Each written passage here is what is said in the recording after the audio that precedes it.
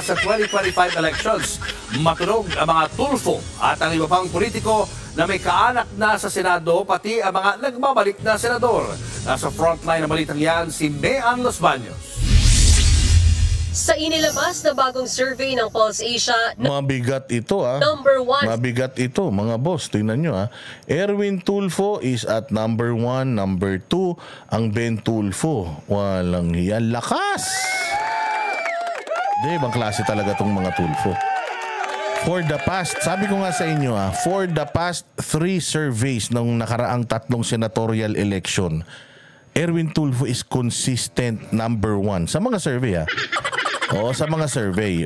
Pero 'di ba itong nakaraan 2022 number 1 si Robin Padilla. Hindi natin ini-expect 'yun. Kasi hindi natin alam kung itong survey na to saan nila ginanap Kasi kung dito sa Metro Manila medyo talagang malakas itong kaya nga consistent itong Erwin Tulfo since for the past 3 surveys kasi nga ginaganap itong mga surveys na to parang dito lang yata sa Metro Manila and sa Babol and malalapit sa Metro Manila mga Central Luzon at saka dyan sa may sa Calabarzon. Dyan lang ginaganap yan. So syempre kilala ang Erwin Tulfo dyan. Pagdating kasi sa mga probinsya talaga medyo may hirapan na tong Erwin Tulfo na to. Kaya hindi siya kumpiyansa before na tumakbo kasi itong mga survey na to, mind conditioning ito Mind conditioning ito. Pero kung mapapansin mo talaga dito sa Metro Manila at sa mga karatig bayan ng Metro Manila, mga katabing probinsya, malakas talaga tong mga Tulfo na to. Ben Tulfo tsaka Erwin Tulfo. Imaginein mo. Maganda kung may 3 Duterte dyan. Duterte. Pucha, solid na solid dyan para Erwin Tulfo, Ben Tulfo, Duterte. Tapos ang boxing.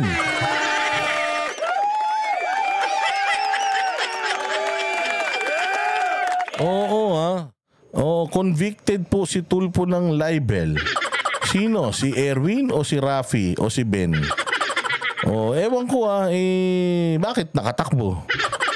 Kung ano yan, baka hindi lang natin alam kung ano nangyari dyan. Pero yun lang ang sinasabi natin na itong mga Tulfo na to, shoot talaga to. Itong Tito Soto, laging malakas to. Itong Cayetano, malakas talaga to. Cayetano to Siyempre si Bongo, malakas talaga. Dahil Bongo yan Si Duterte malakas. Pero napapansin nyo, nawala si Bato.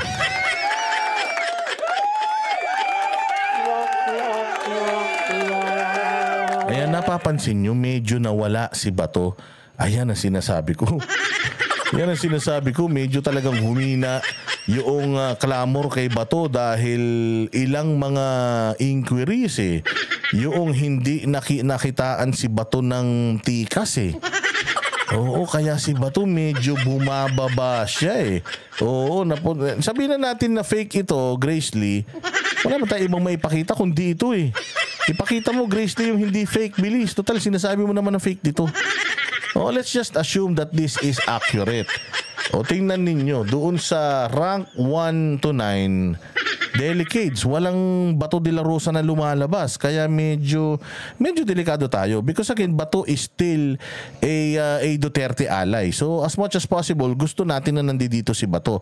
Madagdagan sana yung mga ally ng mga Duterte sa Senado. Sa senatorial preference sa 2025 si Erwin Tulfo. Sunod ang kuya niyang si Ben Tulfo. Pasok din sila dating Senate President Tito Soto, Senators Pia Cayetano at Bongo, at dating Pangulong Rodrigo Duterte. Nasa Magic 12 din sila Makati City Mayor Abby Binay. Mabigat kasi Abby Binay, putang ina, napunta pa to sa may number 1, 2, 3, 4, 5, 6 putya yan. Si Bato medyo nandoon siya sa dulong-dulo Mas lamang pa si Amy Marcos kay Bato, pero alam niyo kung titingnan niyo yung pangalan ng mga ng mga senatoriables na to, lahat yan puros kilala. Malakas talaga yung ngayon. Malakas ang line-up ngayon mga bossing. Kung si Risa Ontiveros dito tumakbo sa line-up na to ng mga senatorial, puta hindi mananalo yung Risa Ontiveros. Nagkataon lang talaga na nung panahon ng 2022 ang hina nung mga nung mga senatoriables noon, sa totoo lang. Pero kung dito sa line-up na to, si Risa Ontiveros, baka dito kay Lito Lapid, hindi makalusot yan.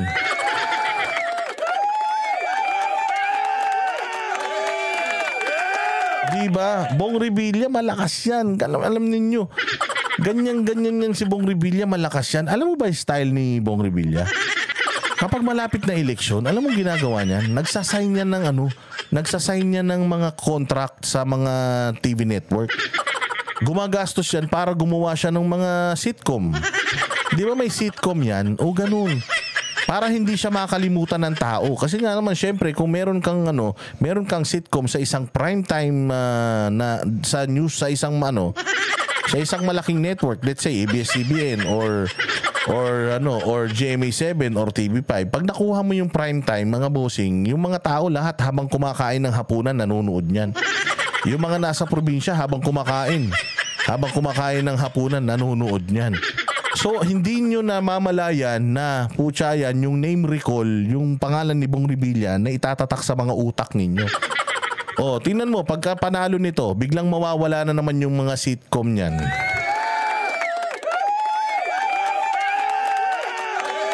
Ganyan ang style ni Bong Revilla. Kaya magaling to sa name recall at saka kilala to. Matagal nang nananalo to. Mantakin mo, galing nga to sa kulungan nanalo to agad-agad pagkalabas malakas tong mga pangalan na to. Again, mga bossing itong mga pangalan na to, kasi itong Binay, malakas talaga yan. Tunog pa lang ng apelyido, malakas na Parang bilyar yan Hindi, yung mga ganyan, apelyido pa lang mananalo na. Ganyan kasi mga Pilipino. Until siguro, isipin talaga ng tao, walang silbi to. Oo, pero kasi ganito, ang Abi Binay din kasi, may didikit mo kasi sa Abi Binay yung unlad ng Makati Oo, madidikit mo sa Abi Binay yung unlad ng Makati. Subukan mong patakbuhin na senador yung mayor ng Parañaque. O sigurado tayo hindi lulusot. Pero dahil nga Binay ito at ang Makati ay maunlad at isa sa mga pinakamayamang lungsod, winnable talaga tong mga Binay na to. Ito sinasabi ko lang Hindi ko sinasabi na na ito ang iboto ninyo. Ang sinasabi ko lang, matindi po ang laban ngayon sa Senado. Lalong-lalo na kinuha ng kampo ni Marcos ang lahat ng mga malalakas na mga senatoriables Oo, para alam mo na, syempre, kapag tumakbo ka under ng ticket ni Bongbong, syempre may utang na loob ka kay Bongbong, hindi mo siya pwedeng kalabanin. So, delikado ka. So, ito ang problema natin. Yung pambato nating isa, nasa 11 and 13. Diyos mio. Oo. Tapos, si Abi Binay nasa number 7. Bong Revilla, Lacson, Pacquiao. Ang lalakas na pangalan nito. Mahihirapan tayong kalabanin yung popularity ng mga to. Senator Bong Revilla, dating Senador Ping Lacson at Manny Pacquiao. Gayon din sina Senators Amy Marcos. Alam nyo, as much as I don't want you to vote for all of these people, but these are really powerful na mga na mga dating senador to. Pacquiao, grabe yan. Ping Lacson, winnable yan. Nananalo yan for the past elections. Nananalo yan kahit na independent yan. Bong Revilla, galing sa kulungan, nanalo yan. Oo, so yung Lito Lapid, putang ina, walang ginagawa yan. Pero hindi natatalo yan. Diyos mio, maniwala kayo. Oo, kaya nga kung hindi kayo magla-like, mag-share ng mga content natin, wala na, hindi tayo mapapanood sa mga probinsya. Nananalo mga to sa probinsya. Ito si Lito Lapid, hindi na to nangangampanya sa NCR dahil alam niya hindi siya iboboto ng mga taga-NCR. Ang target nito ni Lito Lapid, yung mga probinsya dahil dun siya kilalang kilala. Kaya kung gusto ninyo, hindi na manalo itong mga to, i-share ninyo yung mga natin. I-share ninyo yung mga analysis natin, yung mga videos natin para makarating sa mga malalayong lugar dito sa Pilipinas. Baka sakali marinig tayo, ilaglag nila mga yan. Ronald De La Rosa at Lito Lapid. 8 sa mga yan ang pambato ng alyansa para sa bagong Pilipinas ng Administrasyong Marcos. Mas kaunti yan kumpara sa Senatorial Preference Survey ng Social Weather Station o SWS kung saan 10. Pero alam nyo, wait lang, naku, Diyos ko po. Naglalabasan na. Pero alam nyo, pero alam nyo mga bossing ito lang ang sa akin ito lang ang sa akin. Ang sa akin lang mga bossing, wala si Abalos.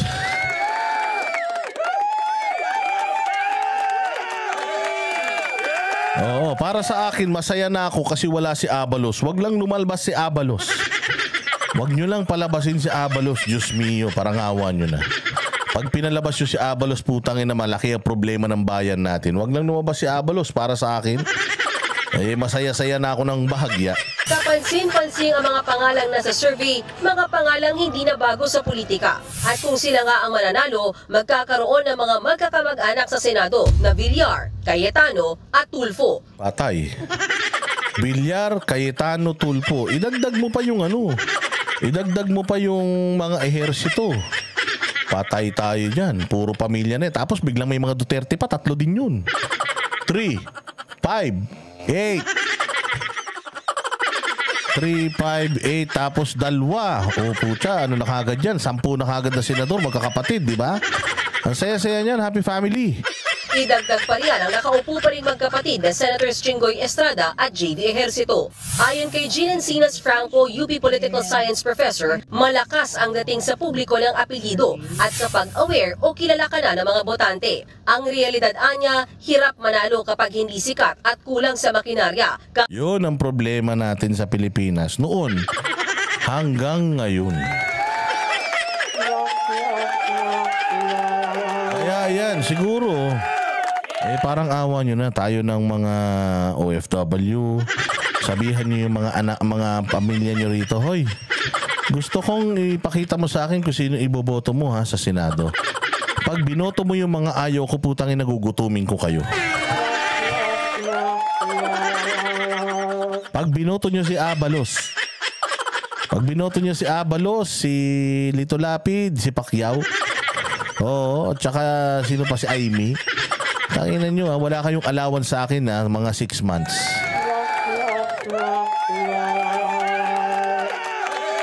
Total naman, kayo ang merong power of the purse.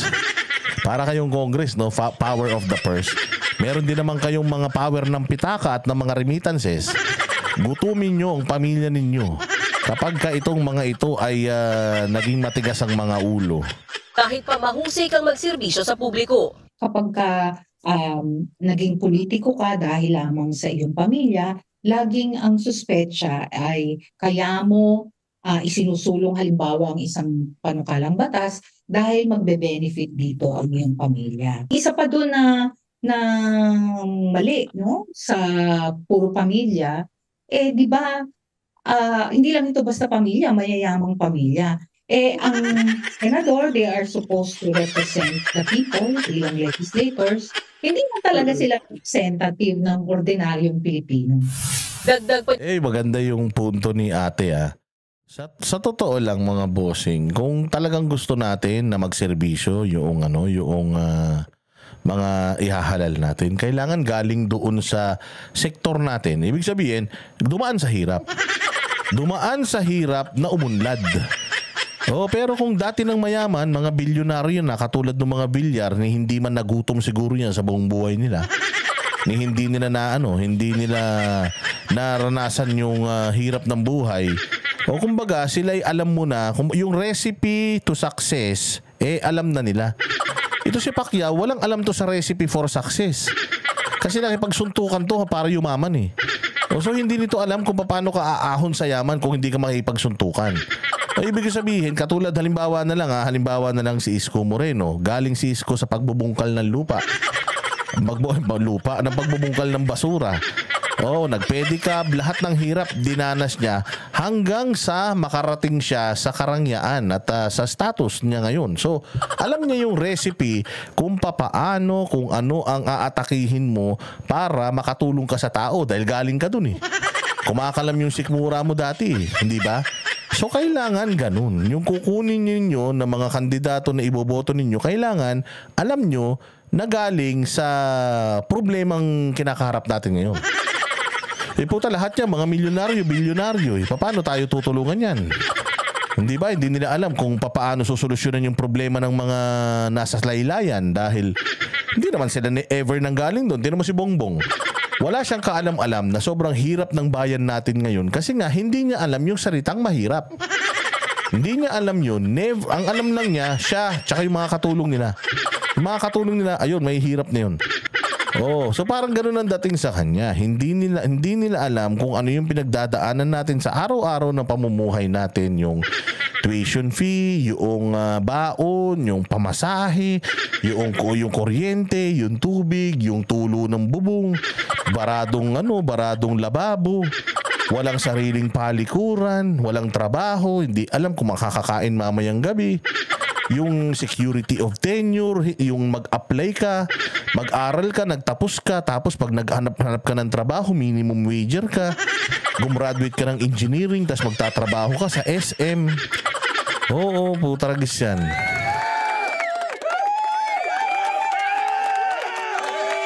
Yun yung gusto natin na yun yung gusto natin na masolusyonan, yung mga problema na kinakaharap ng mga Pilipino sa normal na na araw.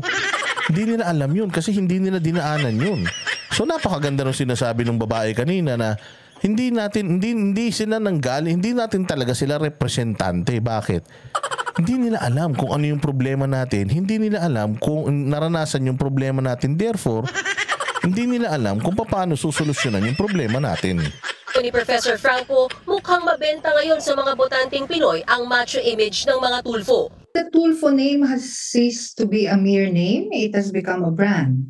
Ang image nila ay ang mabilis nilang nare-resolve yung mga problema at talagang kahabulin nila kung sino yung gustong habulin. Naging naging verb na nga eh. Di ba? Patulfo mo. Samantala, makikitang pasok din sa survey si dating Pangulong Duterte at ang kanyang mga kaalyado. Pagpapakita yan na mayroon pa rin silang impluensya. Habang ang mga dating senador at kilalang oposisyon... Wala na, putay na Kiko. Kiko, Bam Aquino, si Shell Jokno. Putay na nyo, magtanim na lang kayo ng kamote.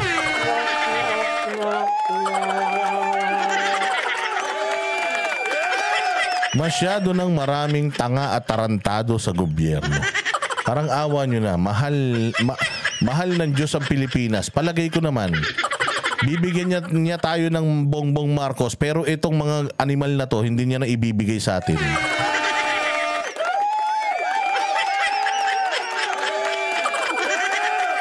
Sabi ni Darth Vader, kababayan ko yun si Erwin Tulfo, American citizen din yan. Eh baka naman nagpa-dual na sila. Hindi lang nagpaalam sa inyo.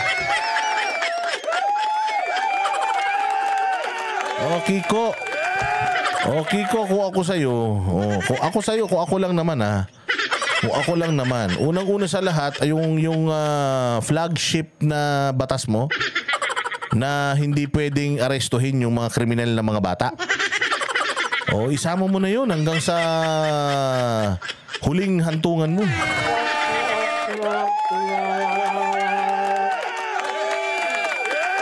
Kapag lumabas ito, si Bam Aquino, lumabas si Abalos, putang ina, wala na. Suko na ako. Suko na ako sa bayan. Putya siguro, pagka nangyari yun, baka, na ako, na lang ako, mukbang.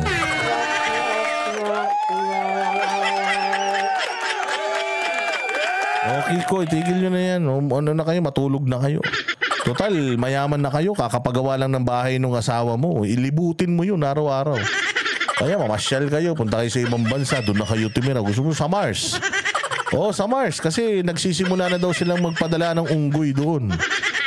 Balita ko, si Elon Musk, naghahanap na ng mga unggoy na ipapadala sa Mars. Baka gusto mong mauna na para maging presidente ka doon.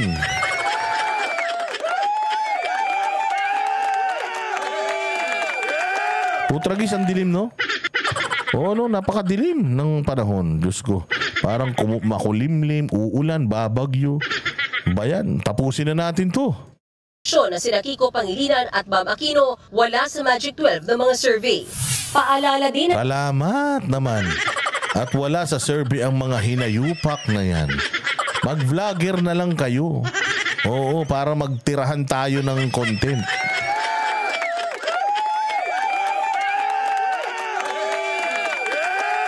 Ng ilang eksperto, hindi ibig sabihin na ang mga pangalang pasok sa top 12 ng mga senatorial preference survey ay sila nang mananalo. Ika nga, malayo pa ang laban. Mayo 2025 pa ang mismong eleksyon at Oktubre pa lang naman ngayon.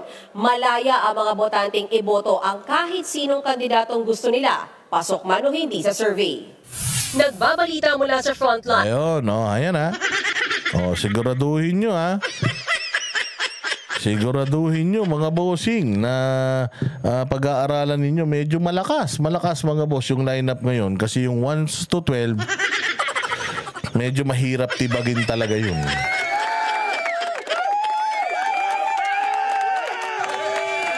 Sige, eto yung mga mga veterano na mga kandidato o nag-file na ng mga COCs nila ngayong day 2 ng COC filing, pasok. Dalawang araw ng filing ng Certificate of Candidacy, nagaya na ng kandidatura ang ilang veterano sa politika. Di rin nawala ang mga makukulay na personalidad, kabilang ang sikat na pares vendor na si Diwata. At live mula sa Tent City sa Manila Hotel, nasa frontline ng balitang yan si Mon Valdez. Mon, kumusta na dyan? Jiggy, gaya nga na sinabi mo, pawang mga veterano na sa politika ang nagaya ng kanilang kandidatura ngayong araw dito sa Tent City sa Manila Hotel. Ang ilan, veterano lang sa touring dahil ilang beses nang sumubok pero nabigo matapos mauwi ang kanilang intensyon tumakbo sa disqualification. Kahit naka-wheelchair, personal na sumama ang 95 years old na si dating First Lady Imelda Marcos sa paghahain ng kandidatura ng kanyang anak na si Senadora Amy. Uy, di ba guilty din to? May guilty rin tong kaso, graft, di ba? Bakit hindi nakukulong to? O bakit si Pastor? Hindi pa naman siya guilty, pero kinukulong na siya. Pero ito, si Imelda, may kaso to. Daming ang daming nito, ang daming kaso nito. May kaso siya nung nakaraan na natalo siya, pero ayan pa rin, naka-wheelchair pa din. Ibang klase hindi ba siya yung nagsabi na may ginto sa basement? Ewan ko, baka baka gintong pangako.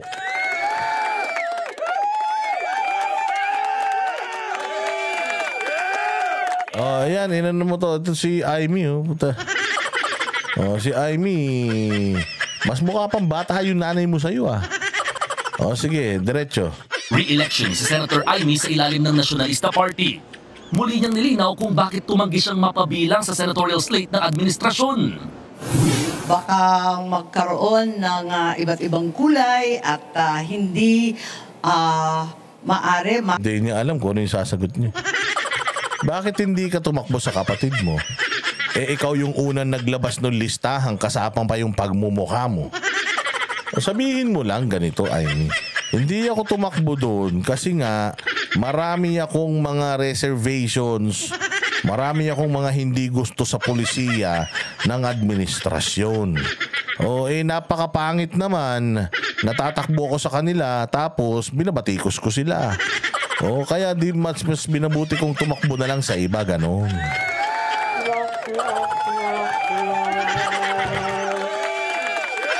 Hindi mo alam isasagot mo, Amy. Kasi nga, manggagamit ka. Siyempre, kailangan gamitin mo yung crowd sa kabila. Yung crowd dyan sa tatakbuhan mo. At ay naku, salamat, Esmeralda Basay. Salamat, Esmeralda Basay. Diyos mio. Maraming salamat sa iyo. Mabuti na lang, buhay ka pa. Salamat sa Esmeralda Basay, kung hindi dahil sa iyo, wala na. Para ng Semana Santa dito sa channel ko.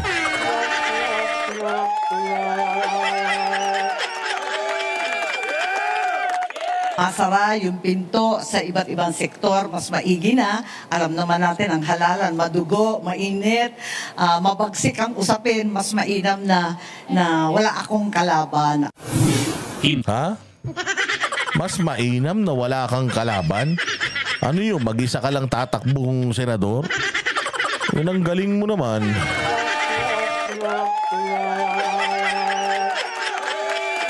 Wala na, Amy. Although, pumapasok pa rin naman talaga sa survey to dahil marami pa rin tanga sa Pilipinas. Hopefully malaglag na to para at least mag-retire na to, manahimik na to. Umuwi na to sa probinsya nila, magtanim na lang to ng tubo.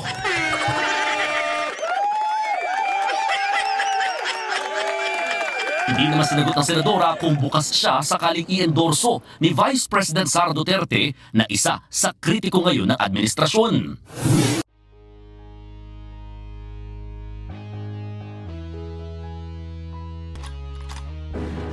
Yan ang panatero, walang inuurungan.